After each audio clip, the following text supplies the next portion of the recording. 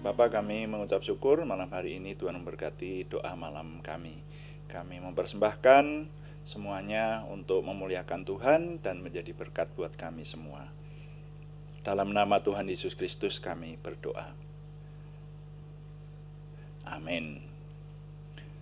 Selamat malam Bapak Ibu Saudara sekalian yang sudah bersama dengan kita di sini dalam doa malam hari ini. Doa malam melalui online ini diadakan secara iman Kristiani dengan dasar keyakinan kepada Tuhan Yesus Kristus, Yeshua HaMasyiah, Juru Selamat dunia, Imam Besar Agung kami. Firman Tuhan yang didokumentasikan dalam kitab suci Perjanjian Lama serta Perjanjian Baru menjadi pegangan kami, menjadi pegangan kita sekalian. Saudara sekalian, doa malam ditujukan untuk menjawab pertanyaan. Karena itu kalau ada pertanyaan rohani dari saudara seiman dan ingin supaya kami menjawabnya, silahkan dikirimkan kepada kami. Nanti kami akan mencoba menjawab menjadi tema-tema dalam doa malam kita. Nah, untuk kali ini kami masih ingin mengajak Bapak Ibu Saudara sekalian untuk mencermati firman Tuhan yang menyatakan tentang waktu. Waktu dalam kaitannya dengan segi-segi hidup, yaitu di kitab Pengkhotbah pasal 3 mulai ayat 1. Kita baca dulu Pengkhotbah pasal 3 mulai ayat 1, saya ingin baca sampai ayat 8 sekarang ya. Untuk segala sesuatu ada masanya, untuk apapun di bawah langit ada waktunya. Ada waktu untuk lahir, ada waktu untuk meninggal, ada waktu untuk menanam, ada waktu untuk mencabut yang ditanam.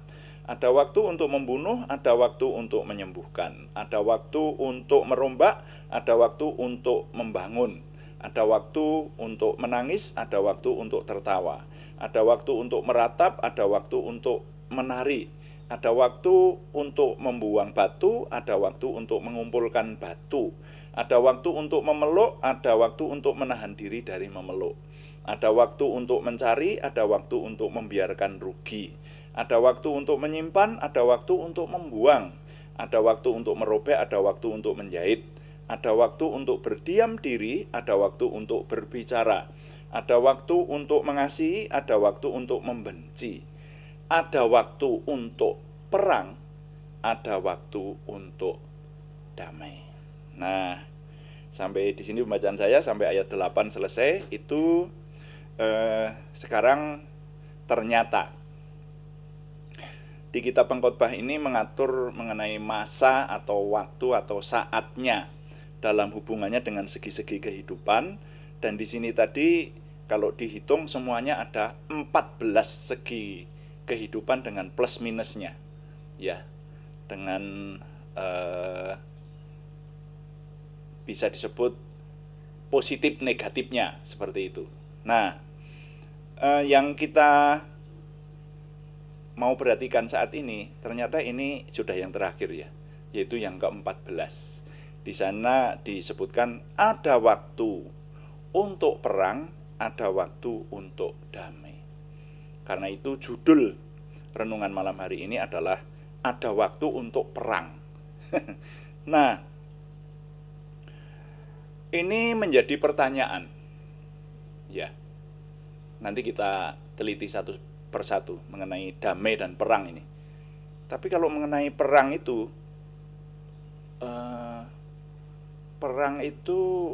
masa ini firman Tuhan menyatakan ada waktu untuk perang. Berarti boleh berperang. Perang itu diizinkan. Padahal kita di Perjanjian Baru hukumnya adalah kasih, saudara ya. Nanti akan kita perdalam di bawah. Hukumnya itu kasih, tidak boleh berperang. Seperti itu. Lalu bagaimana dengan di Perjanjian Lama ada pernyataan ada itu waktunya untuk berperang itu. Nah, mari kita teliti satu persatu antara damai dan perang. Saya ingin mengetengahkan dulu, kita mencermati tentang damai. Istilah yang disebut damai, suasana damai itu suasana tentram. Suasananya nyaman. Suasananya enak dan nikmat, itu saudara ya. semuanya berjalan dengan lancar, damai, seperti itu. Nah, lalu suasana damai itu diidamkan semua orang. Ya, semua orang itu ingin damai sebetulnya. Tidak ingin ada peperangan, tidak ingin ada permusuhan, tidak ingin ada kegegeran di situ. Nah, itu suasana damai. Dan Tuhan itu disebut Raja Damai. Hanya kok ada firman-Nya yang menyatakan bahwa ada waktu untuk perang. Nah, menjadi pertanyaan di sini, kalau untuk perang ini kan, wah, yang namanya perang itu terjadi permusuhan, saudara, saling bermusuhan, saling benci, bahkan saling dendam. Sekarang kita banyak mencermati perang di Timur Tengah, itu dendam, sudah dendam kesumat itu. Ya, makanya walaupun seluruh dunia berteriak supaya perang berhenti, itu faktanya tidak berhenti perang itu. Entah siapa yang benar, entah siapa yang salah, karena masing-masing punya kebenarannya sendiri dan masing-masing bisa menyalahkan, ya. Tapi faktanya perang itu berasal dari kebencian, dendam yang tidak bisa memaafkan, tidak bisa dimaafkan, semacam itu. Nah, lalu perang itu juga situasinya memang saling mau mengalahkan, mencari menang, itu yang namanya perang. Dan perang itu mesti berebut kuasa, itu namanya perang, berebut untuk menguasai. Nah, kalau begitu pertanyaannya, kok ada firman yang menyatakan bahwa ada waktu untuk berperang? Kapan orang beriman harus berperang? Dan kalau berperang, siapa yang harus diperangi? Nah, ini loh. Nah, ini yang harus kita renungkan. Padahal murid Kristus itu hukumnya kasih, sekali lagi. Nah, saudara, saya mengingat bahwa umat beriman, murid Kristus, itu punya musuh. Dan musuh ini harus diperangi. Ya, ini sudah banyak yang mendengar tentunya. Saya sudah mengulangi berkali-kali. Tapi kalau ada yang baru mengetahui sekarang ini, mari kita hayati bahwa orang beriman itu harus berperang melawan satu, daging, dua, iblis. Bagaimana penjelasannya? Dalam kita beriman kepada Tuhan itu dituntut sebuah ketaatan, yaitu ketaatan kepada kebenaran dan kekudusan Tuhan. Jadi kalau mengaku orang beriman, hidupnya harus taat kepada Tuhan, hidup dalam kebenaran dan kekudusan Tuhan, seperti itu. Nah, lalu dalam kita menghidupi kebenaran dan kekudusan Tuhan itu, kita ini masih terbungkus dalam kedagingan kita. Kita ini masih hidup seperti ini, hidup di dalam, disebutkan kalau menurut iman Kristiani, hidup di dalam daging dosa. Jadi kedagingan kita ini sudah terkutuk di hadapan Tuhan. Makanya kedagingan manusia itu tidak selamanya ada, nanti akan membusuk menjadi debu kembali. Yang kembali kepada Tuhan adalah roh, dan besok akan diberikan tubuh yang baru, seperti itu. Nah, tapi selama kita masih hidup ini, maka seringkali kedagingan itu menyeret atau membujuk atau membawa, tepatnya seperti itu, manusia untuk jauh dari yang dikehendaki Tuhan. Kalau Tuhan menghendaki supaya tidak berbuat dosa, senangnya manusia itu berbuat dosa. Tuhan menghendaki supaya manusia itu taat, senangnya manusia itu melakukan ketidaktaatan. Loh, seperti itu. Jadi melakukan yang tidak taat. Nah, jadi orang beriman dalam hidupnya itu terus-menerus punya perjuangan untuk mengalahkan kedagingannya sendiri, supaya bisa mentaati Tuhan. Nah, itulah sebabnya maka dikatakan orang beriman harus berperang. Siapa musuhnya? Adalah daging, kedagingannya sendiri atau tubuhnya sendiri. Ya, tepatnya, mungkin istilah tepatnya harus memiliki penguasaan diri supaya dapat menguasai tubuh dan hidupnya, hidup kedagingannya dengan benar di hadapan Tuhan, semacam itu. Ya. Nah, lalu musuh yang kedua itu adalah iblis. Di kitab suci banyak dinyatakan dan faktanya bahkan sampai sekarang saudara-saudara yang sangat memahami akan hal ini merasakan bahwa musuh yang kedua itu adalah iblis. Dan iblis itu memang ada. Iblis mencobai manusia, entah dengan penyakit, entah dengan berbagai cara supaya manusia itu jauh dari Tuhan. Maunya iblis seperti itu. Jadi musuh manusia yang kedua itu adalah iblis. Dan itu ternyata berlangsung terus-menerus, saudara. Kapan kita berperang?